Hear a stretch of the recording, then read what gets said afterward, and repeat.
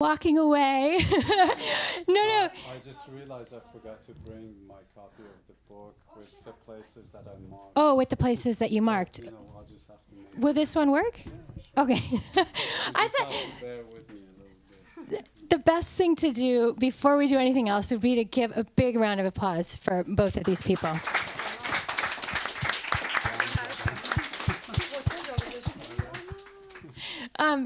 Just to let you know what we're doing tonight, there will be a conversation here.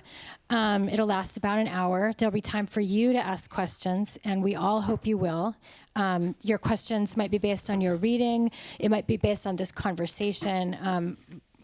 We're hopeful that this will be an interesting conversation for all of us. I also wanted to let you know that this is part of our Bob Lucid fiction programming, which is an annual program we host every year at Writers House. It's a really special program for us. It's named for one of the people who helped found the Writers House, who is interested in bringing people together around fiction. We've had amazing visitors in this series, and it's a true honor that this program becomes part of the series. Fatima will be doing the official introduction, so I'm going to turn it over to her. Please, let's once again welcome Fatima Shams and Salar Abdoh.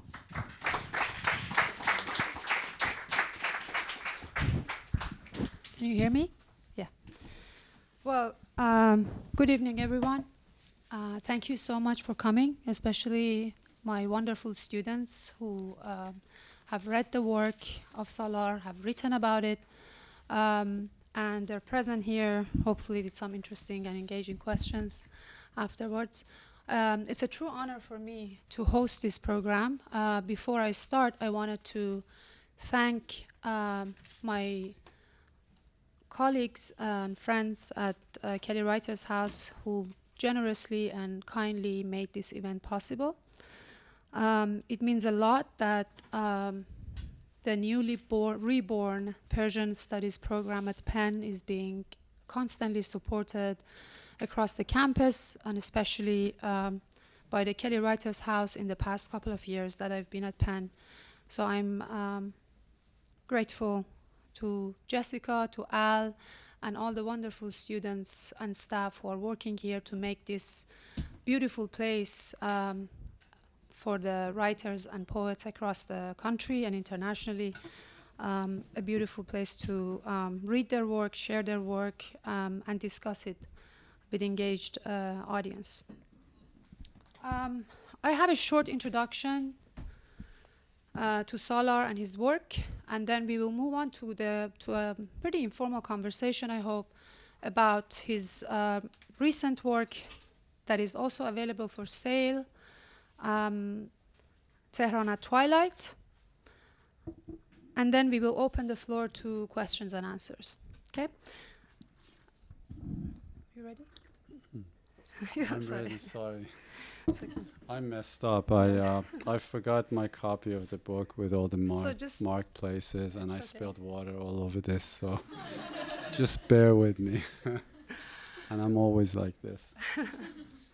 It's also not the easiest time for Salar and I guess those Iranians in the room. As we speak here, there is an ongoing protest that is being brutally cracked down by the government inside Iran. And I guess it makes, in a way, this event more relevant and, the discussion around this book.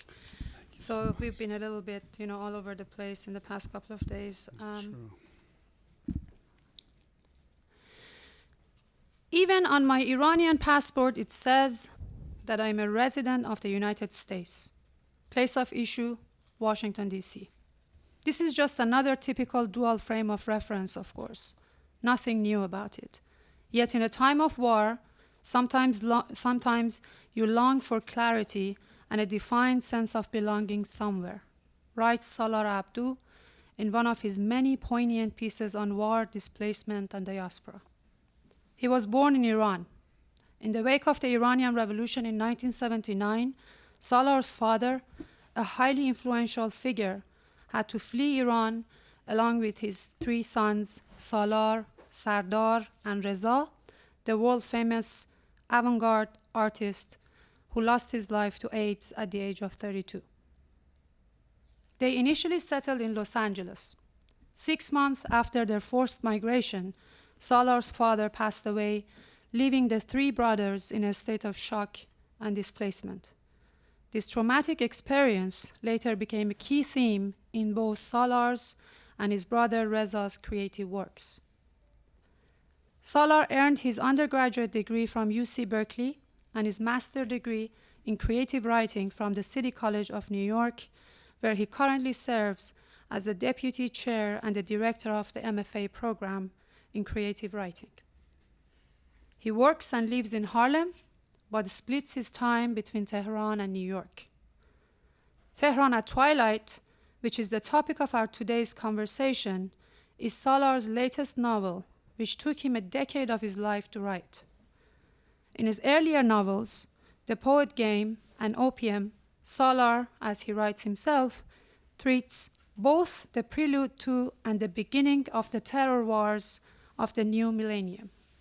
In Tehran At Twilight, however, he deals with the aftermath of these wars, but also tries to get at a critical psychological dimension. I believe that the writer must, if he is true to his craft, cut through artificiality of the world, even if he uses artifice to hold a mirror to a culture that constantly strives to deceive us, writes Abdoh, whose layered and deeply complex political thriller, Tehran At Twilight, opens new windows and secret pathways of a life in between diverse geographies and troubled identities.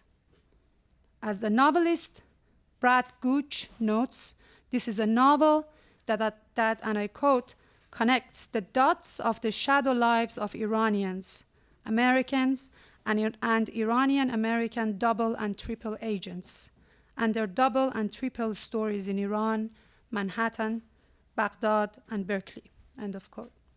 It is a tale of mothers and sons using espionage for infrared insight into concealed identities. The startling truth embedded in this tight novel is that we are all Iranians. Thank you, Salar, for accepting our invitation to come to Penn. Thank you for that.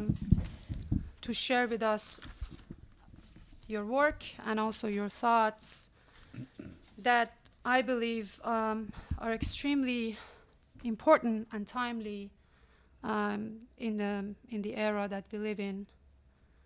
I would like to start this conversation with a question about the genre. Tehran At Twilight is a political thriller. And as the author Humana Majd has described it, is a kid on the Noir block. You have also edited and translated the Tehran Noir, which we read and discussed in class with the students.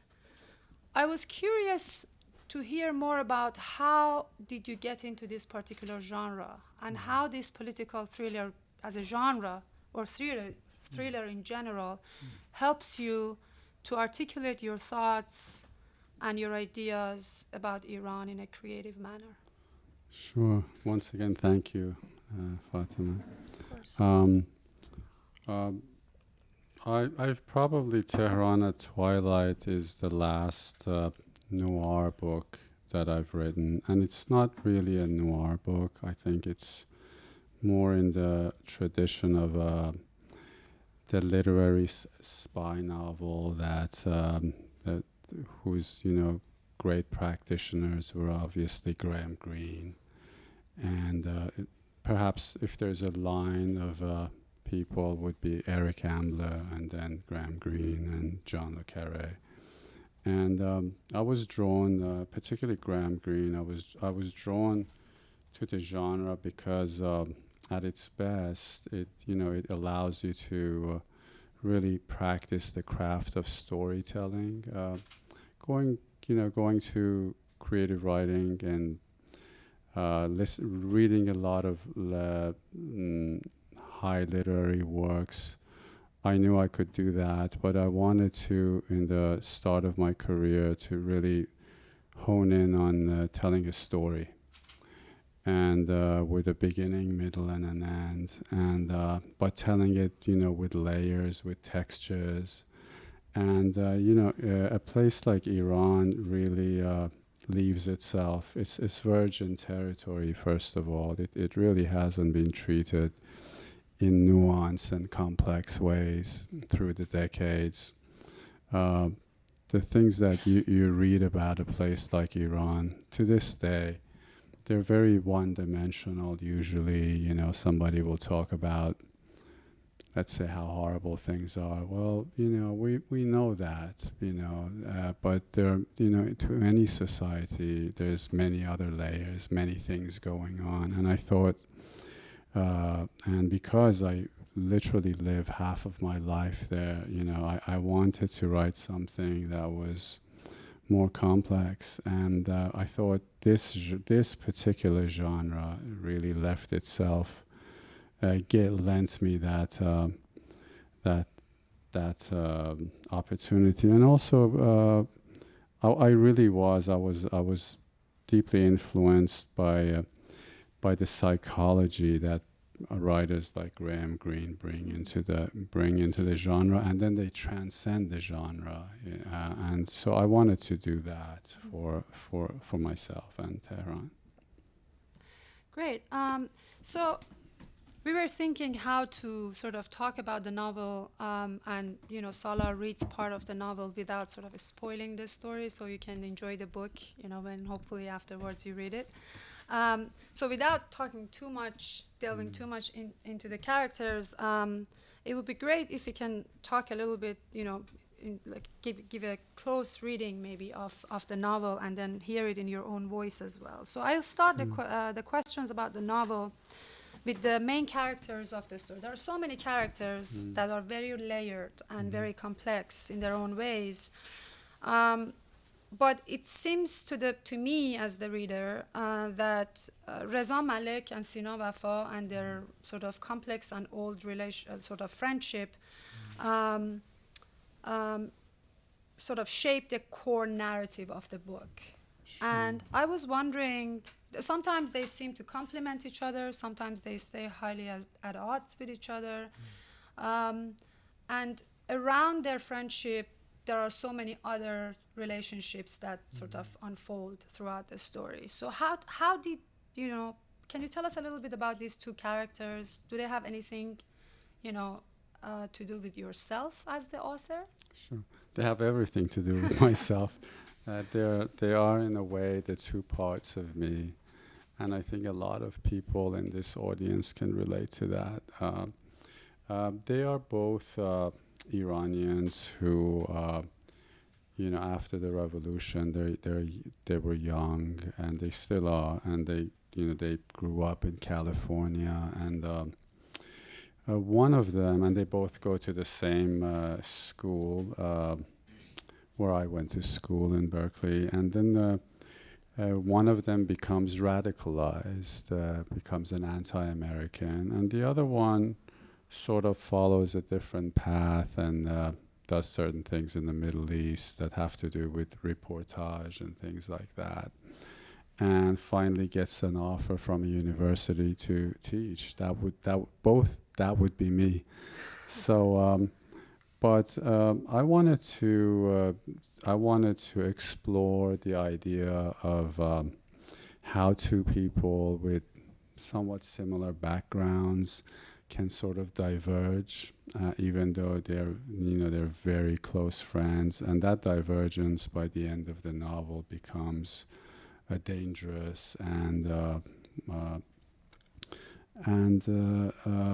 also, just like I said, when you talk about a place like Iran, I'm interested in exploring this country and countries around in the region in multi-dimensional ways. I have the same interest for the United States. I think it's very easy to just say, I've seen too much and I've been to too many places just to say, oh, the United States did this, the United States did that. So I wanted in in the back and forth between these characters, this love and hate between these two young men, I wanted to explore the nuances that's this huge country called United States and the influence it has on the planet. And we had some pages down here in Sure. relation to the relationship between Reza and Sina that I think if we can hear it in your own voice, it would be fantastic. I really messed up not bringing my coffee. You wanna Just the page. after. Yeah. Page number.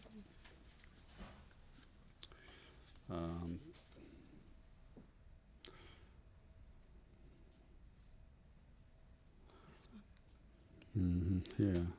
Yeah. I hope it's the right place. But now Sina was calling him again. What did he want? Why call him? Every day, Malik would wake up and read the latest body counts of young American soldiers in the news. The war was still on, and each time Malik saw the reports and read the names of the dead, he sweated the way a man with a bad conscience might. He was living here in the States, but the country wasn't quite his. He was paying taxes and carried that prized blue American passport, and for 2 years now he'd had this plum teaching job in New York.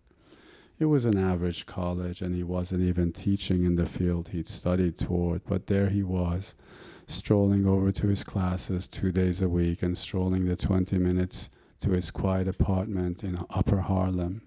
He liked his neighborhood, the staccato Spanish of the Dominicans all around him, the men playing dominoes late into the evenings on the sidewalks, and the old women with their beach chairs chattering away while little kids hollered and rode their scooters up and down the block. It was enough to give you heart and start hoping again. It made you think you could right the wrongs of the world somehow, if only you exerted yourself enough, gave yourself a chance. His own immigrant dream was right here then, and it wasn't even half bad that he was getting invitations to give his opinions to serious old men, retired warriors and Pentagon types down there in Washington. And I think there's another section similar that you wanted me to, page 36. Yeah. Yeah. It starts from the thought long. Just Yeah. that paragraph. The thought, along with the alcohol, made Malik want to cry like a fool. He recalled the old trips he and Sina used to take together in college. Often they would go down to towns like Bakersfield and hit the bars with Sina's guitar and 10-gallon cowboy hat in tow.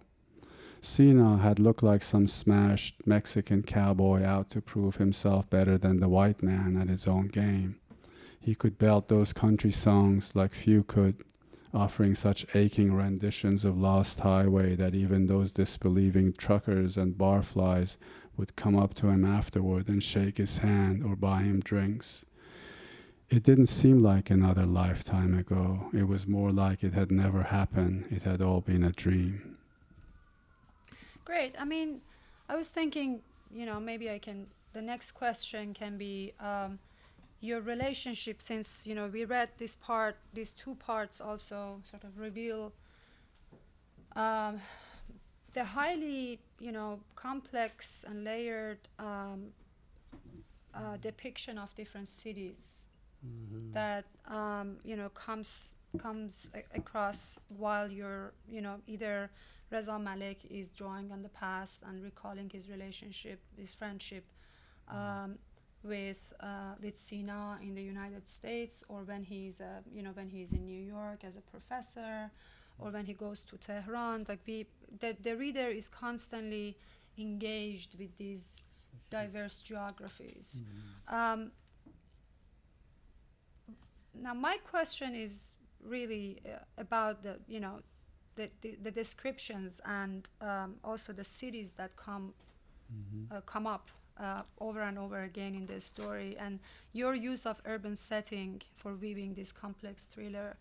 Can you tell us a little bit about your relationship with these different spaces and geographies, and how how did it affect your? Sure. And when we were talking last time, I said, in Tehran, I have a motorcycle, and Oh yeah.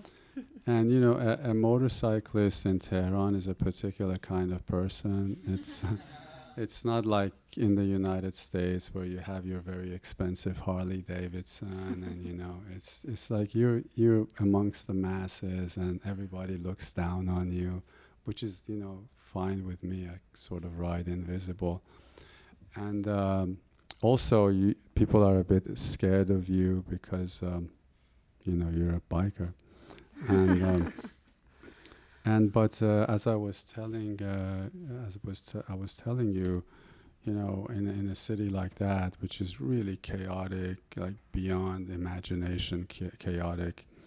When you're on the bike, you really feel the city. It's as if you're wearing the city. It's on your skin, and you know it's more than just about any other type of person. Much more so than the person who walks, for instance, because you cover vast territory in a city where there's always traffic jam, but you can sort of like break all the laws and do what you do. So I was fascinated with that, and actually recently I gave a talk. It was in New York. It was about it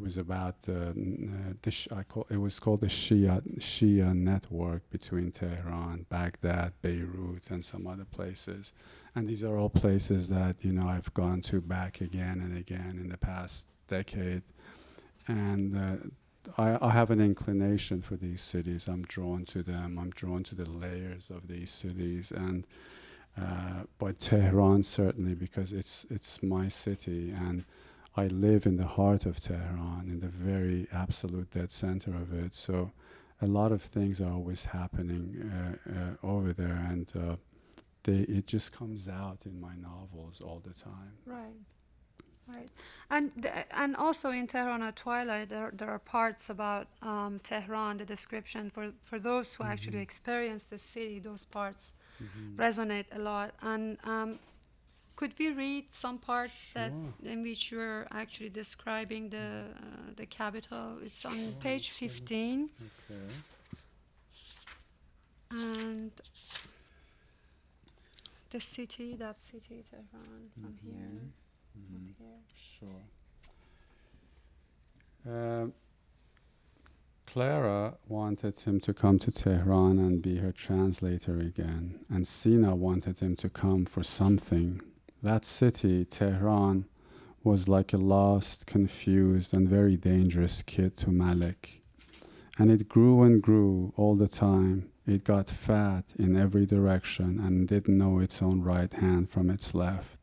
It was a place of mostly quiet desperation, but also grand, stupid gestures that went nowhere. After a while there, you just got tired of slugging it out every day for every little thing. And one day you woke up and realized that you had forgotten how to smile. You watched the bleakness on the long black chadors of the religious women, and you felt you couldn't breathe. Conversely, you were invited to the parties of the rich, where every kind of vice was to be had for a song, and you felt like you could breathe even less. The mania of it all, the lopsidedness of a city that entertained in its contours every level of danger that could be bought, became too much after a while. You wanted to escape then, but by now Tehran had become an addiction. It held you down. Certainly it had held Malik for a time, and he was afraid of the place, afraid because he knew it too well, knew how things could turn on you in a heartbeat, and then you were in too deep, and there was no one and nowhere to turn to. I think there was another section that you wanted me to read. Yeah, 47. Okay.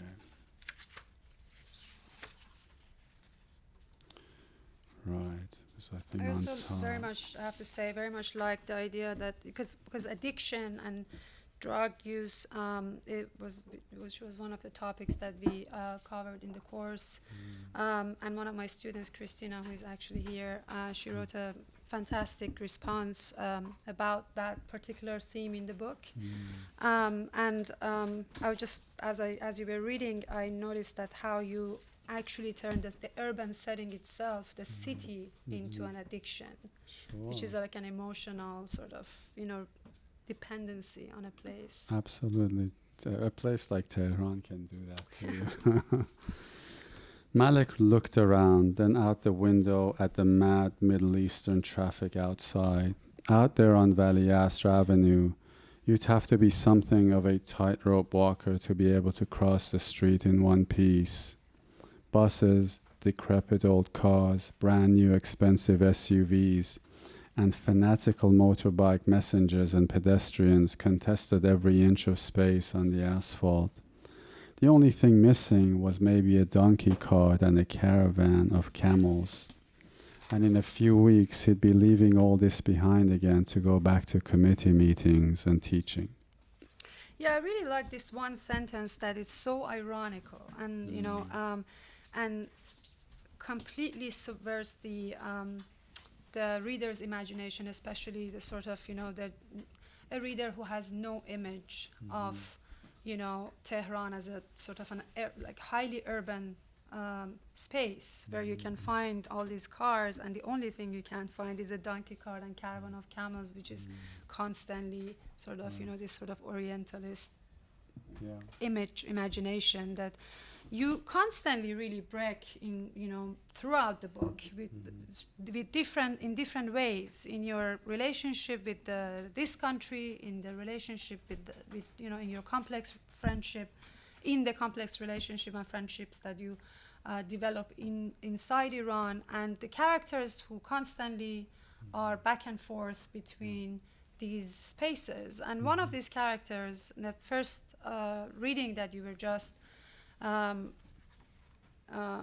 going through the text, there was the character of Clara, who is a journalist, American journalist in Iran, covering the news, and the ambiguous romantic sort of affair relationship that Reza Malek has with her, which really brings me to this issue of the portrayal of the Middle East in the news and how it's been understood and depicted. And also the individual sort of personal relationship between the two characters, Reza Malek and Clara. Could you talk a little bit about that? Sure. Yeah, I mean, because I've done some reporting work in past few years, and I've had also, particularly in Iran, I've worked with a lot of documentarians, war photographers, and I've seen people from overseas come and go. So it was a given that I would use a character like Clara, who's an American reporter. And again, I'm loath to make people one-dimensional. I had a lot of issues with this character, but in the book she's not. She has her own agenda as a journalist, but also she's a basically good person. She does some good things. In Baghdad, during the height of the war, she saves Reza Malek's from being taken by the American soldiers.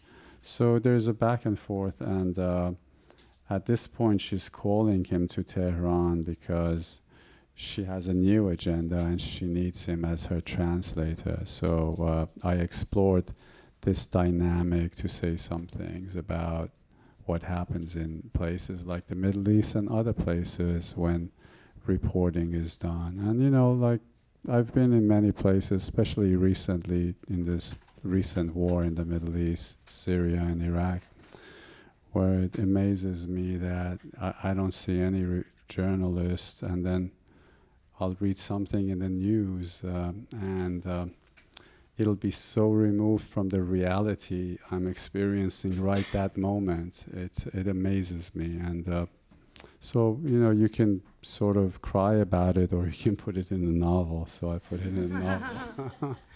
And also, like, that also brings me to reminds me of the point I wanted to mention, that I think the hybridity of the characters, regardless of their gender and geography, I think that's one of the highlights of the novel, at least for me, that even, you were just talking about the character of Clara, and also your personal experience as a reporter of war. So I guess, do you see like some parts of yourself also being presented in Absolutely. If there's time at the end, I'll read for you a little bit from my new book that will be coming out next September, and that's a lot of it is about combat in the Middle East. And in those situations, you're with people who are there. They're seekers of they need the adrenaline, but also they when they're whether it's an image they're after or there's a film footage they're after, there is always that element of opportunism. You feel it, it's there. And when they're done and they go away, the people remain. And as somebody, and me, what happens to me is I get invested because I'm not really a reporter. I'm not really a journalist. I'm just like this guy wandering about the Middle East and to whom things happen to. So I think about this thing. I think about those who are left behind, whether they're translators for the American military, whether they're fixers in Baghdad who worked for the British or the Americans and were left behind, and then they were killed in some revenge killing by one of the militias. There are always people who are left behind, and I think about them. Yeah, it just reminds me of one of your pieces that you wrote after coming back from Iraq. I think that each section of the piece is about one character, just an ordinary person that you met, like a coffee man, or a fixer that you met, and then the next day there is an explosion and that person is gone, which is very... Yeah.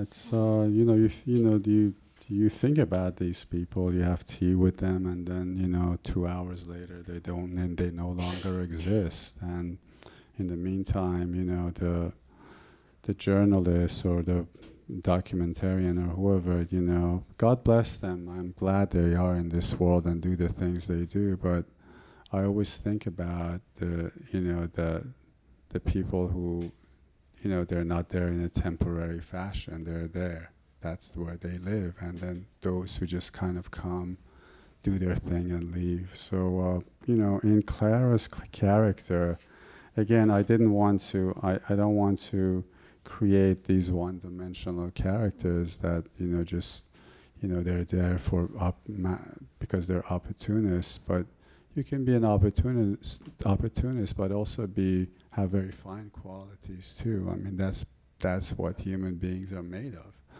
So I think I try to explore those in these books. I didn't know if you wanted me to read from that or just I think we have actually we don't have much time, so maybe we skip this part of reading and go to the next part, which is somehow related to the character of Clara, I think. But one of the most interesting characters in the book is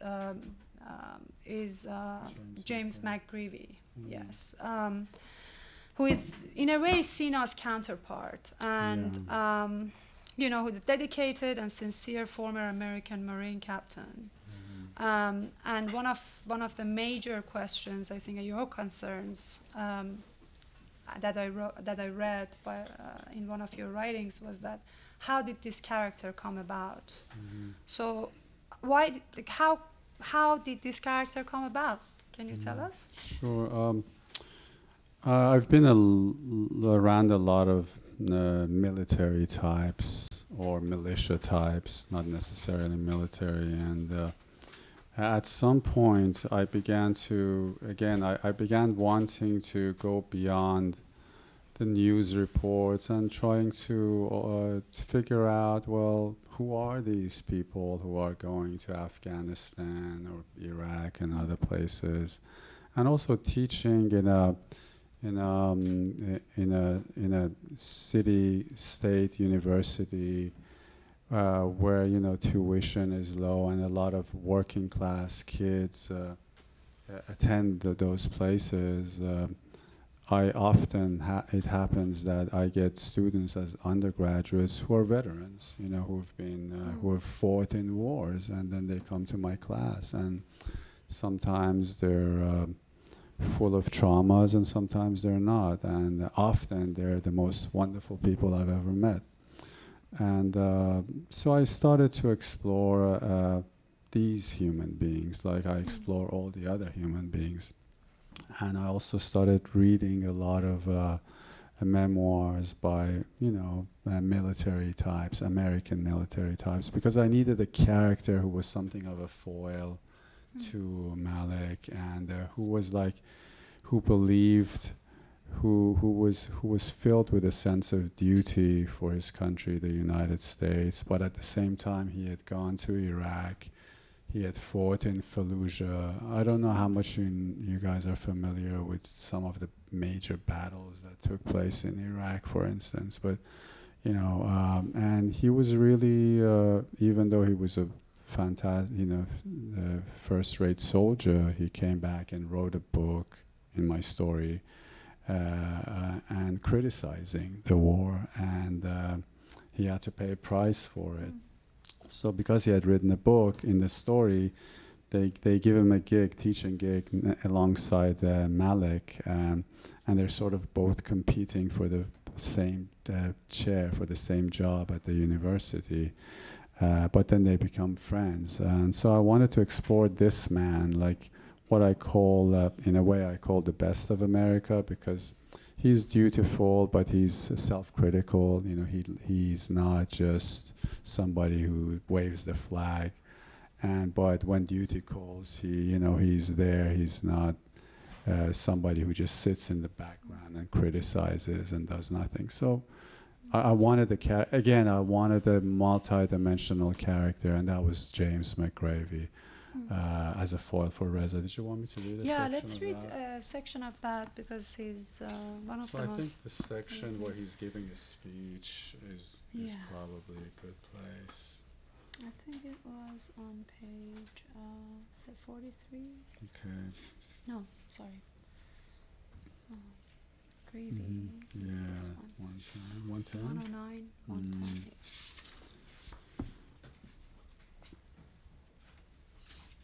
Okay. So I'll just read this part where, so as a former Marine captain, he's been invited somewhere in Washington to give a talk where a lot of other former and current military types are there too, and they're, critical of him. And Reza Malik is also now they're friends, and is sitting in the background listening to his new American friend. So immediately to James's right sat a former army ranger who had done and also I also try to explore how, and also I do this in my new novel, how out of something like a war, there are those who are winners or losers. Like some people, use their background in the war to, then go to the next stage, become politicians, whatever. And some people who are more critical sort of, get the butt end of things. So there's all of this dynamic going on here too. Immediately to James's right sat a former Army Ranger who had done quite well for himself with those think tanks in Washington, Mr. Security. No doubt he could give a 4-hour lecture on how to deal with terrorists and low-level wars and insurgencies, and in a few years go on to set himself up for public office. To James's left there was another former Marine who had also been at Fallujah. He had posed the question to McGravy bluntly, "What do you mean that Fallujah was hardly Iwo Jima? What's the point of that statement? That's an insult to every Marine who gave his life for this country." Malik saw a cloud finally pass over James's eyes. He could feel it coming. James was going to throw every caution to the wind. He'd had enough of this. enough of his book and the war and these panels which he had been sitting on for the past year to supposedly promote his book. 2 words came out of his mouth, and he said it just slow enough that a lot of people weren't sure they'd heard right. Fuck it. Someone in the front row asked him to repeat himself. I said, fuck it. No, Fallujah wasn't Iwo Jima for us, and it wasn't Normandy for them, he emphasized, pointing to the ranger. Fallujah was bullshit. We took a town of a few thousand half-starved Iraqis and squashed them with everything in our arsenal. It was like taking a baseball bat to a cornered lab mouse, to a mosquito, and then, this was horrible to watch. McGravy had lost it, and because he had lost it, he was exaggerating. Malik watched James as he spat with anger, his eyes meeting no one now. There were already murmurs in the crowd, and then James just bolted up and blitzed past that red line he had already crossed. He said, and afterward, what did we do? We patted ourselves on the back and gave ourselves medals and called it one heck of a fight. Medals? It was those poor surrounded bastards in that 2-cent town who deserved the medals. They weren't the ones with the Abrams tanks on their side, were they? Bravery? Honor? James's voice finally got drowned in a sea of jeers. Then a loud, clear voice from the audience called out what was probably on everyone's tongue just then. You're a disgrace to every soldier that ever served under you. I think I'll stop there. Yeah. Wow, thank you. I think it's one of the most wonderfully composed characters in your book, and it just his story brings a lot, on the table to discuss about both countries, Iran and America, but also the region and in this case Iraq as well. Another character, and I think we close the conversation with this question, so we have enough time for the Q&A. Another moving character is Anna. She's a Jewish woman from Poland and one of the survivors of the Second World War. And her relationship with Tehran and also Suad, who is Reza Malik's mother. How did her happen, and why did you decide to include her story? That's a really interesting. Sometimes you do some research and then you just can't leave it alone. You have to put it in your book. So what happened was about a decade ago, an Israeli colleague of mine whose office is next to mine, I had read an article about these Jewish kids in World War II called Tehran Children. And I said to her, who are these people? Do you know? It says that they escaped the Nazis, went to Russia, they were in the gulags of Stalin, and then they ended up in Uzbekistan, and they were saved in Iran and taken to Palestine. That's a hell of a story. What's this about? And she said to me, well, my father and aunt were 2 of those kids, 2 of those 800 kids. And then that started this whole odyssey for both of us. Her book called The Tehran Children is actually being reviewed in the New York Times Sunday Review this weekend. And and I think it's a whole new direction in Holocaust studies, and I'm humbled and happy to have been a part of her research, because at first we were going to write this book together, and then quickly I realized that, look, Michal, that's her name, this is your book and your family, but I'll help you as much as I can, because obviously as an Israeli you can't come to Tehran. So we researched in Poland, we researched in Siberia, in Uzbekistan, and I did as much as I could in Tehran. And, all kinds of serendipitous things happen. For instance, my apartment in Tehran faces this synagogue that's alive and well today, and in one of the old Jewish quarters of the city. And I realized where the Polish Jews came to, 120,000 Poles came to Tehran as refugees back then. many of them were Jewish. And that's where they built their synagogue. They built an annex, and I can, every day when I'm in Tehran, I can look into the synagogue on the high holy days. I can watch their events, and sometimes they, invite me and stuff like that. So in the story, I was so thick in the story of this research, and it was so incredible, and I did so much interviewing of the remnants of Poles in Iran back then. So I created this character because I wanted Soad, who is Malik's mom in the story, to have a friend, and I wanted them to have conversations, and I just couldn't leave that part of my odyssey of these past years alone. So that's how it happened. That's fascinating. And the book that you just mentioned that your colleague came up with, I just ordered it myself, and recommend that everyone should read it. It seems a very interesting read. Yeah, it's a work of art, and it's there's no books in Holocaust studies I've read that's treated the Jews who went to the East. I mean, such a thorough book that's part memoir, and it's also a story of a friendship, to be truthful, between an Iranian and an Israeli. I mean, it was a rocky friendship. We didn't always agree about certain things, but at the end of the day, we always helped each other and made sure that we were okay. I mean, I remember one time I had just come back from Iraq, and she wrote to me. I was on the bus to give a talk in Boston, and she wrote to me in my mobile. We knew a lot about each other's families, and she had always talked to me about, this young man who had some trouble as a teenager in Israel, and then getting his act together. And then once he joined the army, he sort of got his act together. And just then the war in Gaza started, and he was taken down by a sniper bullet. And she wrote to me and said, our lives, my family's life, is never going to be the same again.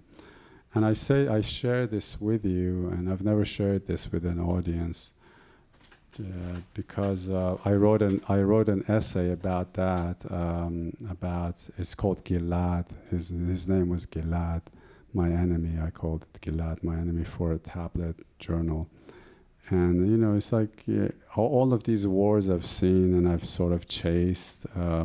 When you know somebody, whether it's a Shiite militiaman or a young Israeli man who gets taken down, it changes your, it's not the same. It's not some vague thing over there. It's a part of your skin and blood. So all of that, is also there. And I'm curious, do you think that this new novel that your friend wrote about Tehran children would be translated to Persian at some point? It's not a novel, it's a non-fiction book. Yeah. I think it's a very high possibility. Okay. Yeah, it's not impossible, with some censorship. but Just obviously. some. Great. Well, one very last question, and then I'll open the floor. What's next? When are we reading your next book? My next book, called Out of Mesopotamia, is coming out next September. I brought a couple of pages if you want me to read. Yeah, we have 5 minutes. About 7 minutes. It's about, again, I couldn't leave war alone because it's always around me. So it's the story of this occasional journalist, occasional teacher. He writes art reviews in Tehran and, film scripts, all the kinds of things I've done. And then, he gets pulled into the latest war, and then he goes and he sort of can't quite deal with everyday life after that. He just, like a lot of the men who were going to Iraq and Syria from Iran, just everyday life becomes for him impossible to deal with. He comes back to Tehran and he just can't, he watches people ordering, their coffee or whatever, and he's just, he's out of his element. So I'll read a little bit for you if it's okay. So here I'm setting the stage for who is who and why they are there. It's not from the beginning of the book, but it's close to it. Together, Nassif and I made a questionable night watch. But this story opens in actually Syria. It takes place in Syria, Iraq, and Tehran. Together, Nassif and I made a questionable night watch. But those specters, I was sure, were out there. Digital contours inside Nassif's neck-breaking night vision gadget in the vast Syrian blackness. I would only see them in daytime as body parts or dead. At nights I'd hear them. Until now I had done everything to come further west, begged mostly because I wanted to report on the fight at its fiercest. But my half-blindness made me a liability, not a huge one because honestly this war was on the side of clumsy. And now I just wanted to go back east again, back to Iraq, where it was safe. This safeness was relative. It only meant that over there you knew who your enemy was. Here in Syria it was different. Here lurked true evil. I sat back. Nassif, who had been ghostly silent for the past hour, pretended to have an Afghan accent. Sometimes when we were alone, he forgot and shifted into his regular Persian of the northeast of Iran. There was a noticeable difference, yet I didn't bother calling him out on his act. He did it because the guards, who were in charge of all logistics and combat operations, were not so keen on just any Iranian getting up to come way out here. There had to be some form of control. Our Afghan hires they could control. There was a command structure, regular military accountability. There were paychecks and leaves. With Iranians, it was different. Pay for combat was the last thing these guys came here for. Mostly they came because they wanted martyrdom. I will try to convey what this means, this fucking hunger for martyrdom that grips a man or woman and won't let them go. I will fail entirely at explaining it, of course, because in the end it's the one thing that is unexplainable. But I'll try anyway, because I've seen it, tasted it from a safe but close enough distance. Can I read a little more? Yeah. I figured that Nassif, who had bought himself a counterfeit Afghan identity and practiced the Afghani accent to pass muster, was now in his element here in nowhere land, ready to die and have a street or a traffic circle named after him back home. And die he would very soon, yet he would never be graced with the glory of a thoroughfare named after his real name or even fake name. Nassif's calculations were wrong. He would not become a celebrated martyr. In the meantime, while he was still alive, I questioned his sanity and my own. The enemy was so close now I could hear them breathe "God is great" even before they said it. Sometimes you actually hear a man say "Allah Akbar" before the utterance. You can feel the fear in him. He's pumping himself, charging every fiber of his wasted life. Knowing the chances that he'll get to you is not very good because you are almost as determined as he is. Almost. You feel him and hate him. There were men here who said this particular enemy was just misled, deluded. They said, kill them because you have to, don't hate them. They are, after all, fellow believers who only went astray. But being even-handed is not an easy thing. I hated a lot of things. I hated not being here more than I hated being here. This was a dilemma.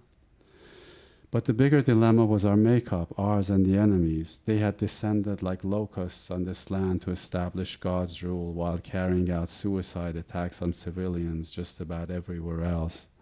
They were unforgiving in both pursuits, and they came from every continent.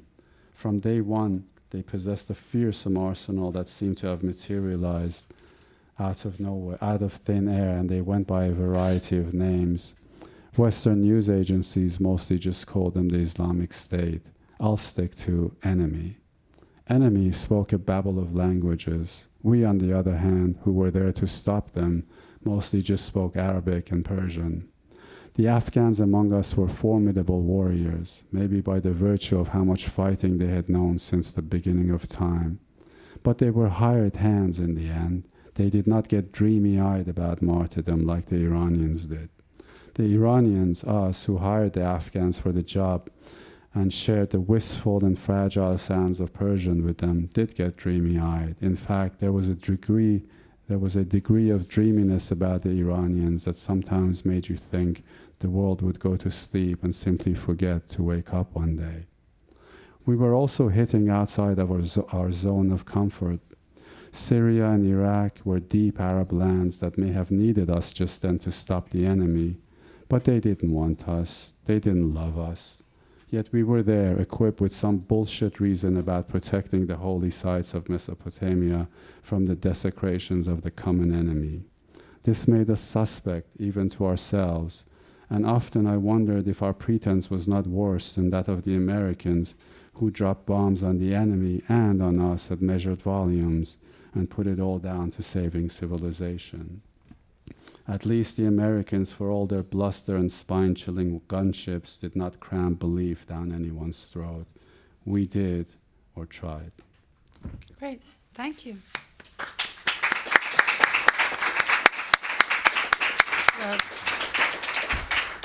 We are all very much looking forward to your upcoming book, which is coming out when? Next September. Next September. Okay, perfect. Okay, so questions. We have a cordless mic here. There is a cordless mic over there. You can raise your hand, then they bring the microphone to you.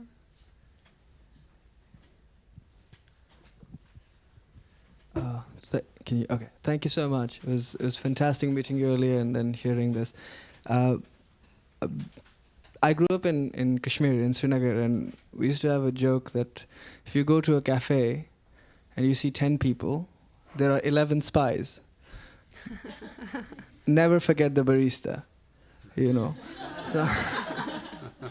So reading your just on a more superficial level, I should say, reading things about spies and the way you narrate the story, it really sort of, it reminded me of being on those, being part of those conversations and overhearing.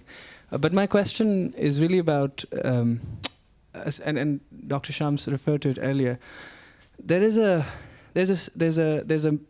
trope in your book, really a sort of a technique that goes throughout, which is that there is a wandering of imagination of characters. So when Malik, for example, is in a train in DC, he's thinking of a time in Basra. When he's in Tehran, he's thinking of the apartment in Harlem. And I wonder, I thought it was the geographies of that wandering.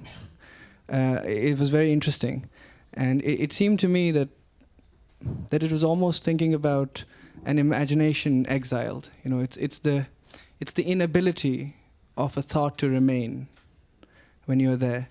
So I was wondering if you could speak to the notion of imagination and exile, and also if you were aware of this as you were doing it, or was it something that just sort of... You said all of this so beautifully. What can I add? Yeah, there are definitely, it had been a while since I glanced through Tehran At Twilight. And when I did, and then having recently, doing the last copy edits of the new book, I realized there's always themes in my stories going back to the first book, The Poet Game.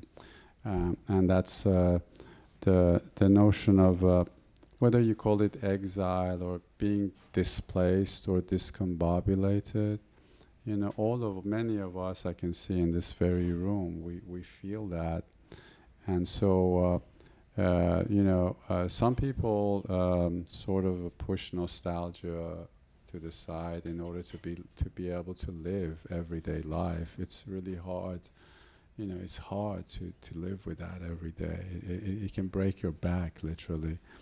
But I'm not one of those people, so my back is always broken, seriously. But and then my characters too, because the characters issue from me, and they're always thinking about that other place, because like me, they occupy a multiplicity of places. So you're absolutely right.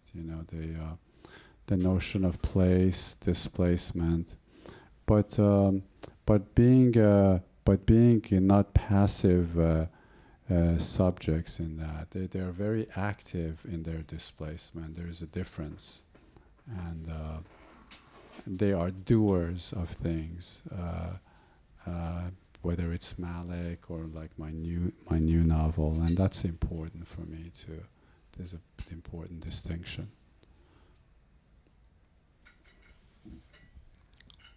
Yeah, here on the front. Yes, sir. Thank you so much. I don't think I need. Okay, well, I do. I really did enjoy the book, and it really resonated with my own experience of displacement. And what I was very much interested in the book was how these displaced people, or displaced people go about navigating their space, and especially in terms of claiming and reclaiming, like the whole project of, and also how they mess up sometimes, like the whole project of Sina trying to reclaim his dad's confiscated properties, and then he just gets a fraction of it and messes up with his relationship with his mother, and then how Malik hires the Afghan to make a fake tombstone for Anna in that graveyard that she partially belonged to just because of her nationality, but she wasn't. She turned into she had to turn into a Christian. Muslim, and Christian and then Muslim. And so, like, can you speak of this notion of reclamation or claiming, and the difficulty of that, or perhaps the impossibility of that? I think I can say a couple of things. We talk about the room of one's own. I would say for a lot of us who've been in certain places, like I would add Grave? a grave of our own. Sorry, my English suddenly escapes me. Grave of our own. And you hit with the example. Anna is a Jew. She comes with these refugees in World War II. She's Jewish, but then she has to pretend she's Christian to be saved, and then she remains in Iran and marries a Muslim man, so becomes, on the surface a Muslim, but basically she's like the displaced par excellence, and then, to add insult to injury, after all, when she finally dies, the hospital loses her body, like, they just did not, they don't know where it is, and Malik, the hero, the protagonist of the novel, in order to give some semblance of stability and to make his mom, who was Anna's friend, feel okay, he creates a pretend grave, and the mother knows it's a pretend grave, and I think a lot of us, and not just us who have lived as refugees or exiles, but I think more and more in this country, Americans who, I think in a way so many people are displaced, and we just try to find that space where we can breathe, even if we think that even if we know it's bullshit, and I think that's also a running theme in my novels. And how does one create that? It's a combination of reality and fantasy. I mean, without fantasy, I don't think we wouldn't be able to do it. Because a lot of these books take place in war, and you see, for instance, body parts. What do you do with that?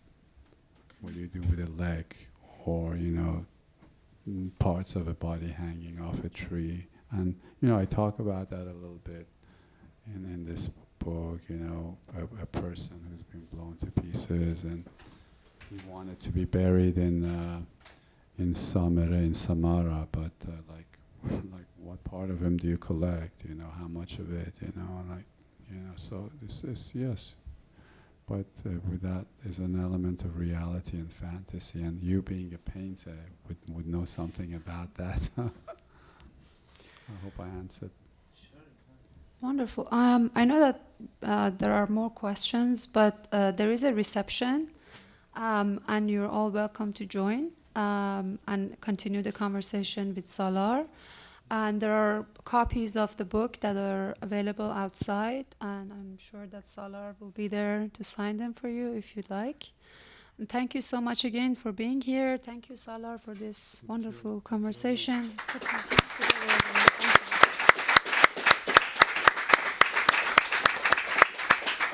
Thank you. And once again, thank you to everyone at Kelly Writer's House for hosting this program so generously and kindly. Thank you, Al. Thank you, Jessica. Thank you. Thank you.